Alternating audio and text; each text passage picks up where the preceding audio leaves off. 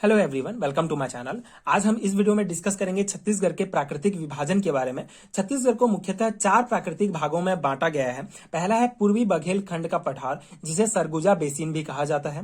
दूसरा है पाट प्रदेश, जिसे जसपुर सामरी पाट या कन्हार बेसिन कहा जाता है। तीसरा है छत्तीसगढ़ का मैदान, जो कि मुख्यतः महानदी बेसिन के अंतर्गत आता है, इसलिए इसे महानदी बेसिन भी कहा जाता है। इसी प्रकार दंडकारनी प्रदेश को इंद्रावती बेसिन कहा जाता है। अब ये बेसिन क्या होता है, ये समझना इंपॉर्टेंट है। बेसिन की अगर बात करें तो बेसिन जो है किसी भी क्षेत्र, कोई भी नदी है, कोई भी एक क्षेत्र होता है। सो कोई भी नदी जो है, वहां पे कोई भी नदी या कोई भी उसकी सहायक नदियां, नदी एवं उसकी सहायक नदियां आकर जो है एक लंबी नदी का जो है, एक बड़ी नदी का जो है निर्माण करते हैं। उसी बड़ी नदी को ही बेसिन कहा जाता है। जैसे इंद्रावती बेसिन की अगर बात करें, सो इंद्रावती बेसिन में मुख्य नदी, जो प्रमुख नदी है वो इंद्रावती नदी है, एवं उसकी जो सहायक नदियां हैं ये मिलकर जो है एक बड़ी नदी का निर्माण करते हैं। सो इसी बड़ी नदी को ही बेसिन कहा जाता है।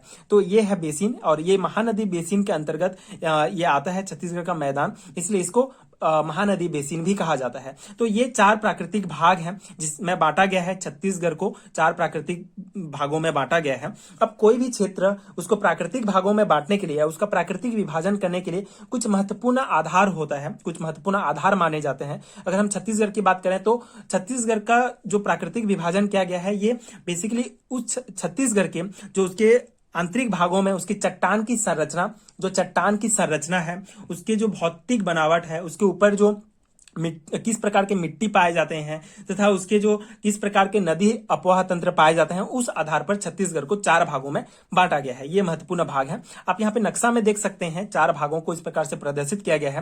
पहला है पूर्वी बघेल खंड का पठार, जो कि पूरे छत्तीसगढ़ का 16.16% भाग में फैला है। दूसरा है पाट प्रदेश, जो कि पूरे छत्तीसगढ़ का 4.59% भाग में फैला है। तीसरा है छत्तीसगढ़ का मैदान, जिसे महानदी बेसिन कहा जाता है, ये पूरे 50.34% भाग में फैला है। चौथा है दंडकारनीय प्रदेश, जो कि 28.91% भाग में फैला है। तो ये छत्तीसगढ़ का प्राकृतिक विभाजन है, जिसे 4 भागों में बांटा गया है छत्तीसगढ़ को। अब हम यहाँ पे पूर्वी बघेल खंड का जो पठार है उसके बारे में डिटेल से समझेंगे।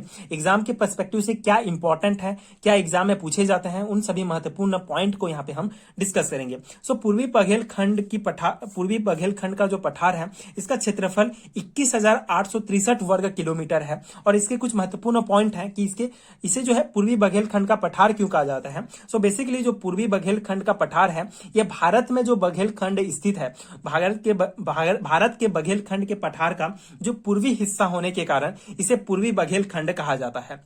और इसका विस्तार जो है, अब नक्शा में देख सकते हैं, कोरिया, सूरजपुर, बलरामपुर का पश्चिमी हिस्सा, सरगुजा का उत्तरी हिस्सा, कोरबा का उत्तरी हिस्सा, इन भागों में जो है पूर्वी बघेल खंड का विस्तार है। उसके बाद इस क्षेत्र में जो बहने वाली मुख्य नदी है, ये बनास, गोपद, रिहंद और कन्हार आदि नदियां इसमें बहती हैं इन क्षेत्र में।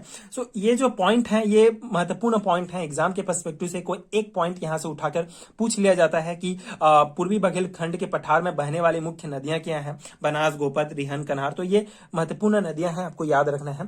पूर्वी बघेल खंड की जो ढाल है ये उत्तर की ओर है, इसीलिए जो है मैंने यहाँ पे आपको डायग्राम में शो किया है, इस नक्शा में दिखाया है। जो पूर्वी बघेल खंड का पठार का जो ढलान है ये उत्तर की ओर है, इसलिए आप यहाँ पे एरो के द्वारा उसे प्रदर्शित किया गया है। एंड इसका पठार जो है, जो पूर्वी बघेलखंड का पठार है, ये सोन नदी गंगा अपवाह तंत्र के अंतर्गत आता है। ये महत्वपूर्ण है। सोन नदी गंगा अपवाह तंत्र के अंतर्गत जो है ये पठार आता है, और इसमें मुख्य खनिज कोयला है। और इसके सबसे ऊंची चोटी को देवगढ़ की पहाड़ी कहा जाता है, जिसकी ऊंचाई जो है 1033 मीटर है।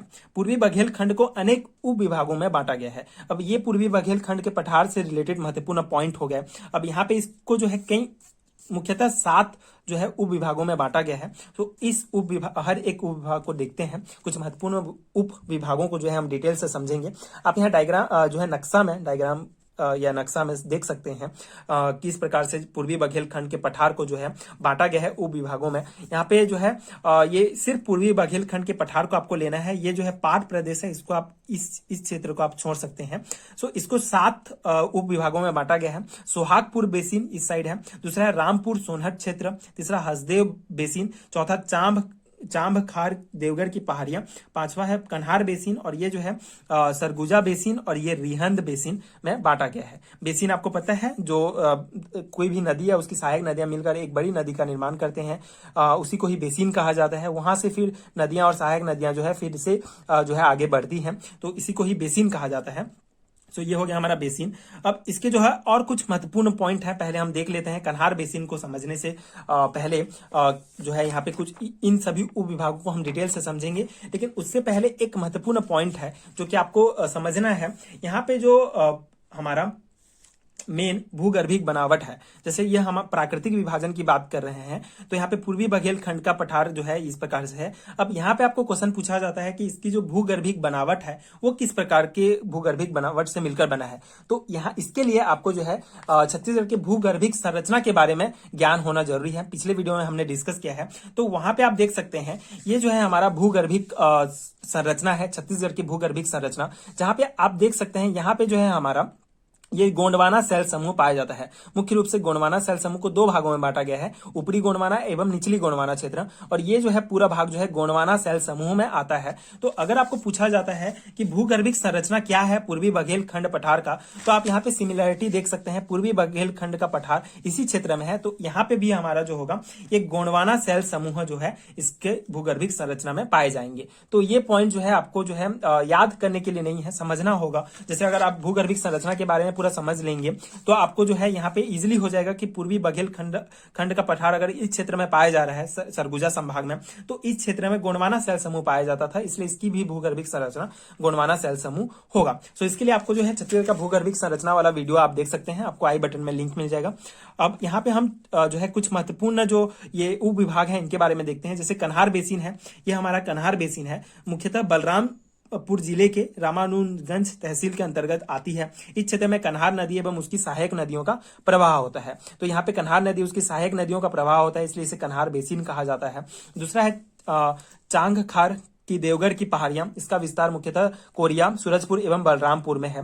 ये कुछ महत्वपूर्ण पॉइंट है जो आपको कभी कभी पूछ लिए जाते हैं एग्जामिनेशंस में, तो आपको ये पॉइंट्स याद रखने होंगे कि ये चांब खार देवगर की पहाड़ियां का विस्तार मुख्यतः कहाँ कहाँ है। सरगुजा बेसिन, यह सरगुजा जिले के मैनपाट क्षेत्र में शामिल है। इस क्षेत्र में रामगढ़ की पहाड़ियां स्थित है। इसी क्षेत्र में विश्व की प्राचीनतम नाट्यशाला सीता बेंगरा खोजा गया था।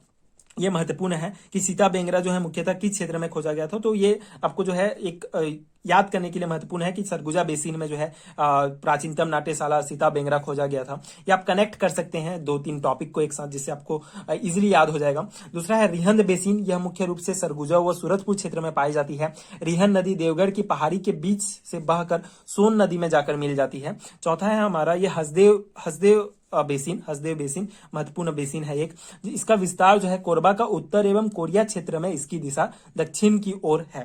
ठीक है, ये कुछ महत्वपूर्ण बेसिन है, महत्वपूर्ण उप विभाग है पूर्वी बघेलखंड के पठार का जो हमने डिस्कस किया है, और पूर्वी बघेलखंड का जो पठार है उसके बारे में डिटेल से समझा है।